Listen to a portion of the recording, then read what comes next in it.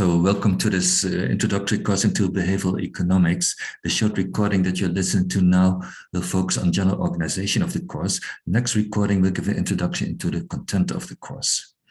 This course is primarily meant for economists and economic students, although I think it, and I hope it can also be of interest to adjacent fields such as business, finance, psychology, health, mathematics. I think many people can, and I hope many people will be interested, but primarily the focus is on economics. I assume that many listeners had already some education, some teaching in economics. So then you know that the classical economic models are still most economic models used today. They assume homo economicus. They assume that the persons in the models, consumers, producers, players in game theory, investors, businessmen, whatever it is, that these people are homo economicus. That means they are rational, emotionless persons. They, in every situation, they calculate what is optimal for them. They don't make mistakes, and that they do. They're not subject to many emotions, confusion, mistakes. That's not the case. Well, everybody knows, and all economists have always known, that this is not empirically realistic. People have emotions. They do make mistakes. They are irrational. And even Keynes in the 1920s already wrote about animal spirits to emphasize this. But the common thinking was that these irrationalities are chaotic, not systematic. We cannot model them. We cannot make quantitative predictions. You know, there's one way to do things right. There's infinitely many ways to do things wrong. There's just this too chaotic.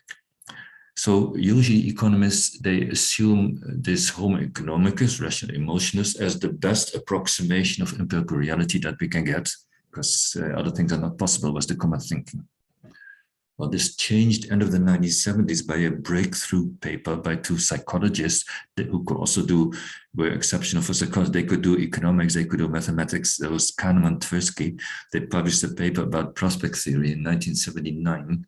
And that was a breakthrough because contrary to the common thinking, they showed you can make models, predictions, and quantitative with theory and mathematics, where you do reckon with irrationalities and emotions. It is possible and it gives good predictions.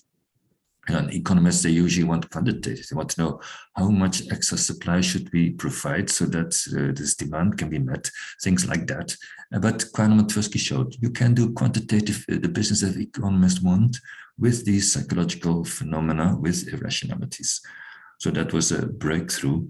They did it only for individual decision-making on the risk, but then the general idea was understood, and it has spread more and more into temple choice, game theory, finance, business, organization, and more all fields in economics are now incorporating the behavioral insights, so they get better predictions, more empirically realistic. Now, in this course, I will talk about this short course, introductory. I will talk about the history of behavioral approach, the theory, the methodology, and mostly it will be individual decision making. That's where it started.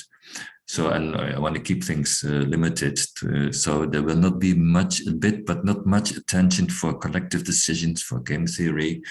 And although all the theories that I present, the typical thing of the behavioral approach is that the theories want to have more empirical realism than past theories.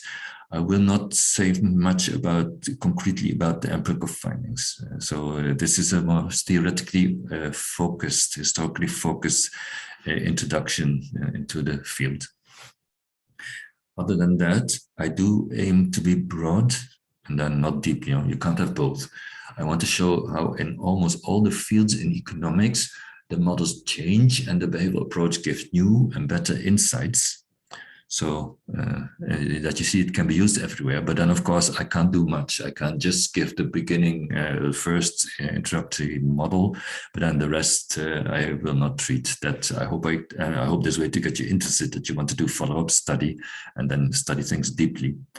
I do have another course called Risk and Ambiguity that tries to be, it's more than twice as much as this short introductory course.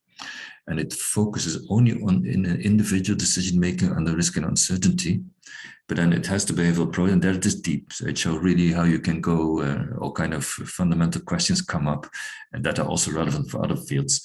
So if you want to do a deep study, then that course can be useful. But as I said, this short course will be only broad, not deep. a bit more on organization. There's a website, and I'm gonna give you the URL address of it. That's it.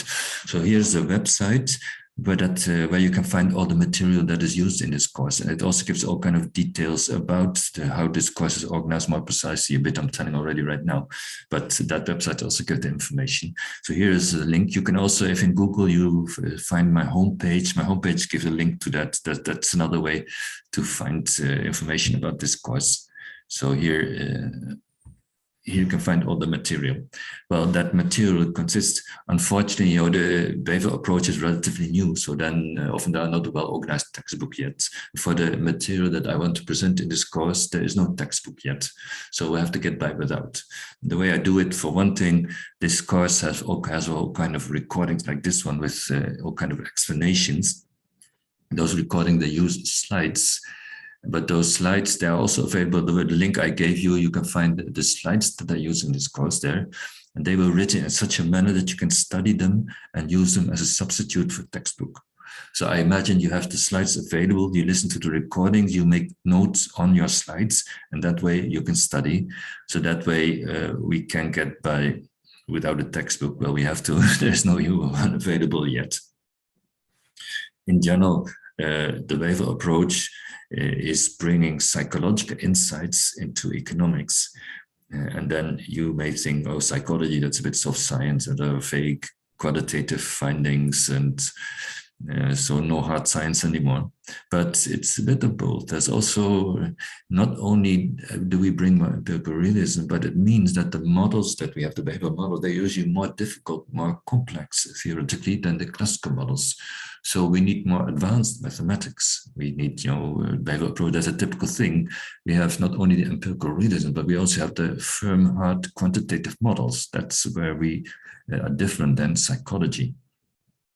So on the one hand, our field can use very good people with good psychological insights, good empirical insights, but also more advanced mathematicians can be used. That's the typical thing of behavioral economics. But don't worry, this course will keep things relatively simple.